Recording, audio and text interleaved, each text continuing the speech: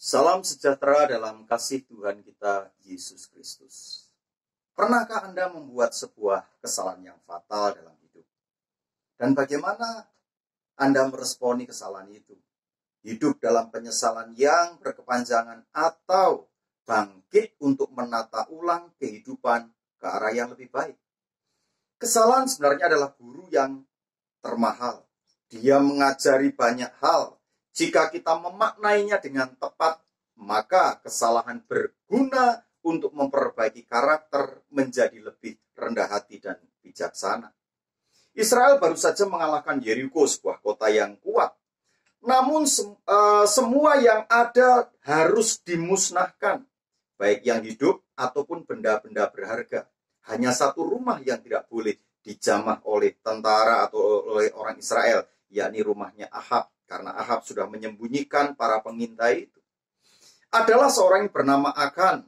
Dia adalah cicit dari Zerah, saudara kembar Peres. Dua orang keturunan Yehuda itu mengambil barang sebagaimana tercatat dalam Yosua pasal 7 ayat 21.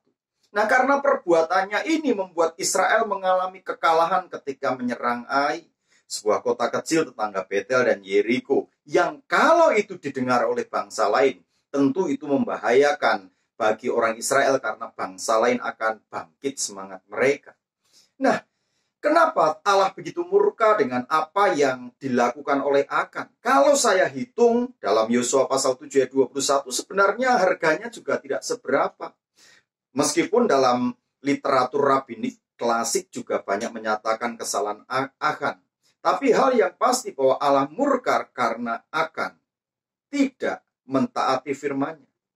Dalam kondisi seperti itulah menjadi trauma tersendiri bagi Yosua dan Israel. Dan dalam kondisi seperti itu Allah hadir dan berkata, jangan takut. Yosua 8 ayat yang pertama berkata, kemudian berfirmanlah Tuhan kepada Yosua, janganlah takut dan janganlah tawar hati. Bawalah seluruh tentara dan bersiaplah, majulah ke Ai. Ketahuilah, aku serahkan kepadamu raja negeri Ai, rakyatnya, kotanya, dan negerinya. Kita mungkin pernah mengalami apa yang Yosua alami. Karena kesalahan atau karena salah bergaul, kemudian mengganggu aspek kehidupan seperti relasi yang menjadi kacau, keuangan yang berantakan, atau penyakit yang menjadi memburuk. Bapak Ibu yang saya kasih, atau kita pernah karena kesalahan itu kita merasa salah dalam memilih pasangan hidup. Kita merasa salah ketika mengambil sebuah jurusan, kuliah, atau kita merasa salah di dalam menentukan rekan bisnis sehingga bisnis menjadi rusak. Dalam situasi seperti itu Allah tidak pernah meninggalkan kita.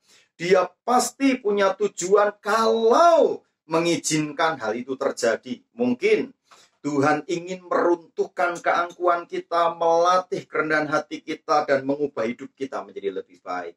Bapak Ibu, kalau saudara pernah merasa salah dalam mengambil keputusan, mengambil pasangan hidup, hari ini Tuhan izinkan itu terjadi agar saudara semakin rendah hati. Kasihi pasangan. Anak-anakku, mungkin kau merasa salah dalam mengambil jurusan kuliah. Percayalah, Allah memiliki rancangan. Saudara yang salah mungkin atau merasa salah dalam mengambil keputusan untuk sebuah bisnis, Tuhan juga tidak pernah meninggalkan saudara. Keangkuhan hidupmu akan diruntuhkan oleh Tuhan, dan Allah melatih kerendahan hati kita. Percayalah, Allah tidak pernah meninggalkan kita. Kalau itu saudara yang pernah menyesal berkepanjangan karena sebuah kesalahan, keputusan, mari angkat tangan dalam nama Tuhan Yesus Kristus. Hamba percaya Tuhan, Engkau tidak pernah meninggalkan siapapun Tuhan, karena Engkau mengasihi kami. Kalau ada di antara umatmu yang hari ini suami istri, mereka merasa salah ketika mengambil keputusan untuk menikah, beri pertolongan, beri pemahaman agar mereka meruntuhkan keangkuhan hidup mereka, mereka bisa saling menerima satu dengan yang lain. Kalau ada di antara umatmu yang hari ini merasa salah di dalam mengambil keputusan rekan bisnis mereka, Tuhan beri pertolongan agar mereka cakap untuk dapat menyelesaikan seluruh persoalan ini, dan Tuhan menyertai mereka. Anak-anakmu yang mengambil keputusan salah mungkin dalam bekerja, mungkin dalam pacaran, mungkin dalam pengambilan jurusan kuliah hari ini, Tuhan juga beri pertolongan agar mereka dapat mengerti Allah tidak meninggalkan mereka. Terima kasih dalam nama Tuhan Yesus Kristus. Haleluya. Amin.